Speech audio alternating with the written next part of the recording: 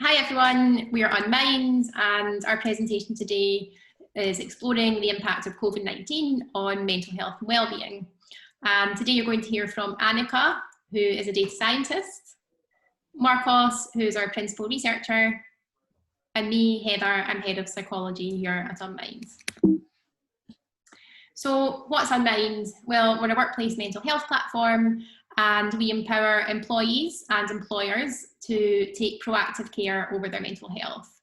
So our platform has a whole suite of tools and educational series designed to educate users, empower them and help them track their mental health over time.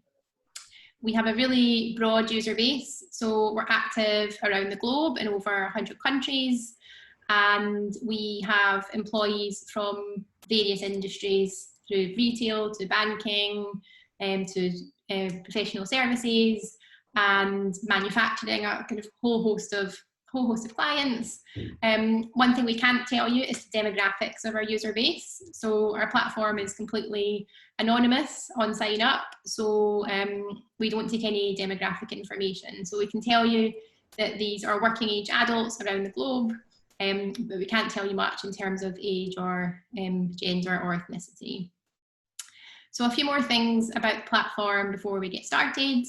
In terms of data security, everyone reads and signs our privacy policy on signing up to the platform, and we take that data security very seriously.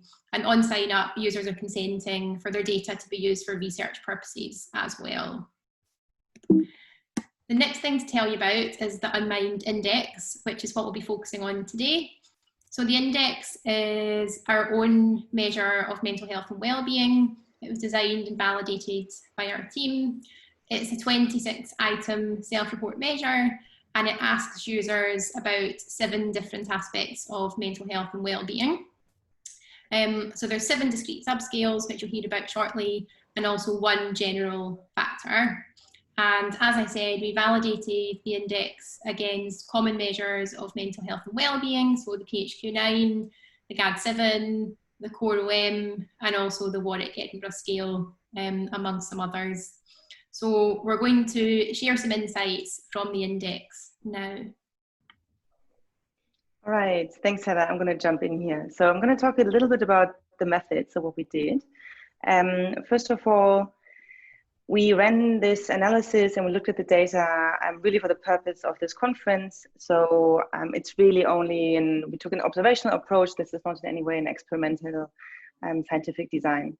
So we looked at 3 different time periods related to COVID-19, which is the so-called pre-COVID period, which was around fall and winter last year, the peri-COVID period, which is in spring, like middle of March until May, and then the so-called easing of the lockdown, or like I said, the COVID-19 period, which was recently in June, July.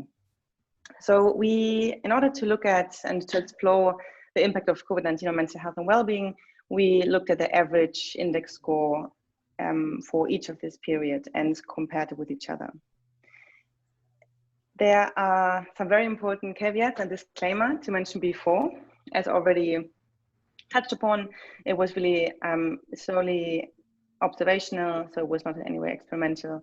And the first caveat is that all these different time points have different users, or at least very likely. So we had a sample size of 7,200 in total, of which 6,400 were unique users. So it's a really clear indication that in each time period, different users contributed to the average index score.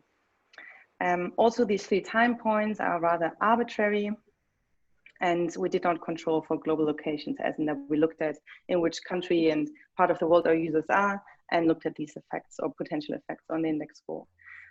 Also, there could be seasonality effects, as you saw in the different time points. It roughly refers to winter, spring, and summer, so it's possible that the scores may improve due to the seasonality effect.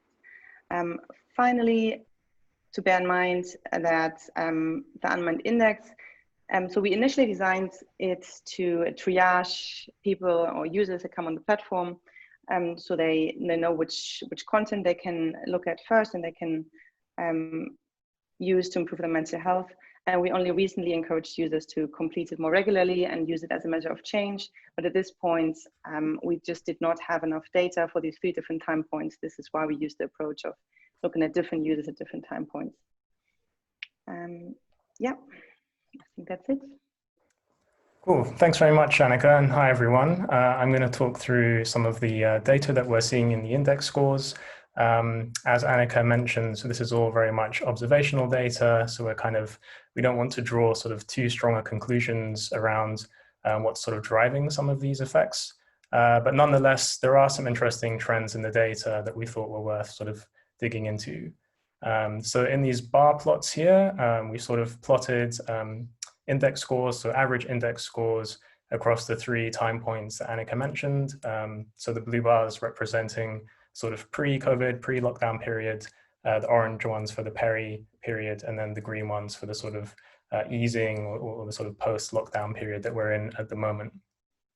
And the leftmost of the groups of bars represents the sort of general factor of the index scale, so the one that's labeled overall. So this is sort of taking into account sort of all facets of mental health and well-being. And then we've also plotted the 7 individual subscales as well. Of course, on the y-axis, you see the actual index scores.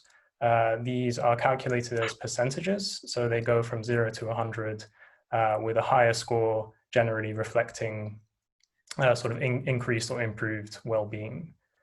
So if we start by just looking at the sort of pre and peri period and making comparisons there, probably the most sort of striking and interesting thing we see is a fairly significant reduction in the sort of calmness subscale, and also a sort of less pronounced reduction in happiness. So this is sort of suggesting that during the lockdown, users were on average kind of experiencing like heightened levels of anxiety and potentially lower levels of happiness. This is, of course, sort of what we would have predicted and is generally consistent with, a whole wealth of other evidence to suggest that the lockdown has had a sort of detrimental effect on people's mental health scores.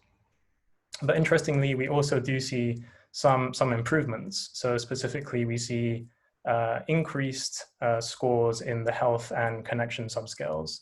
And this sort of suggests that people were feeling more satisfied with their sort of physical health and more socially connected during the lockdown period, which are quite interesting insights. Obviously, quite difficult to know what's sort of driving those effects, but we can kind of speculate about what might be going on there.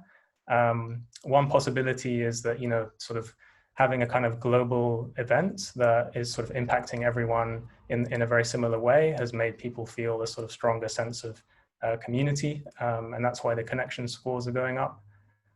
Or it could be that people are just spending more time at home with their loved ones, and that's kind of reflective of that as well. Again, very, very much speculative.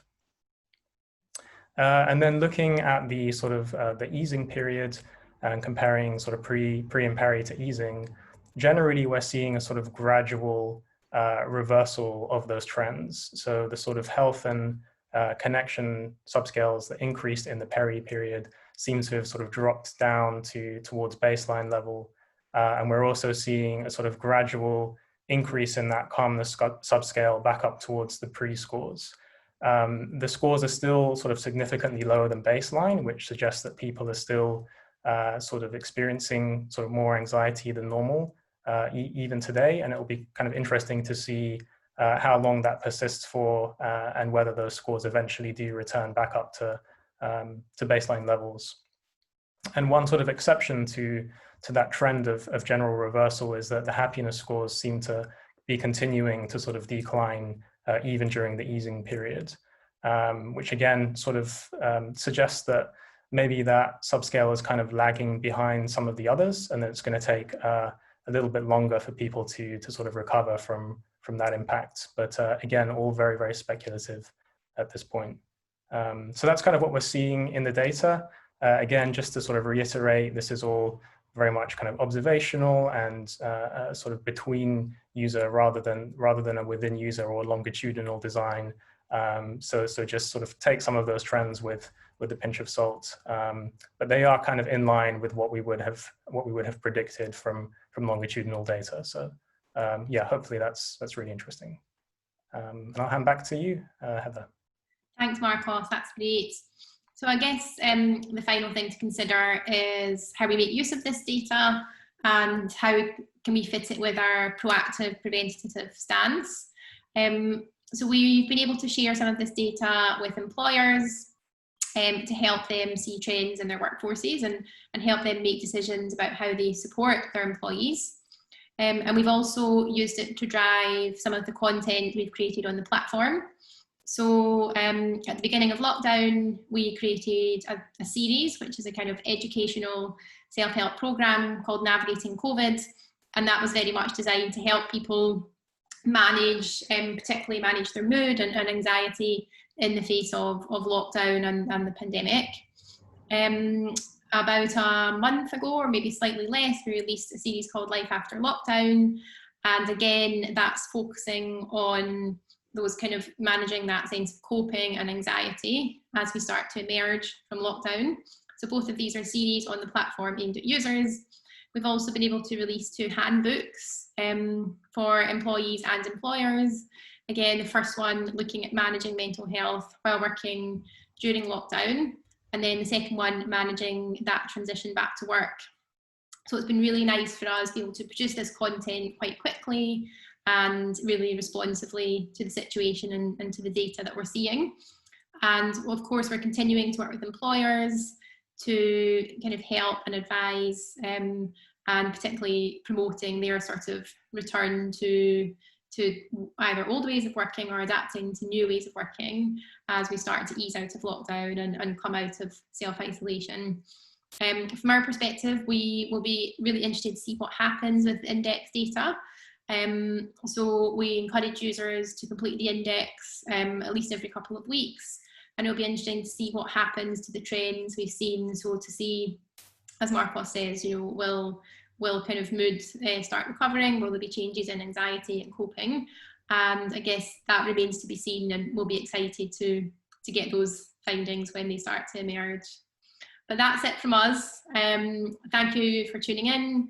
Enjoy the rest of the conference, and if you have any questions, just drop us a line either through the Unmind website or through LinkedIn. Bye.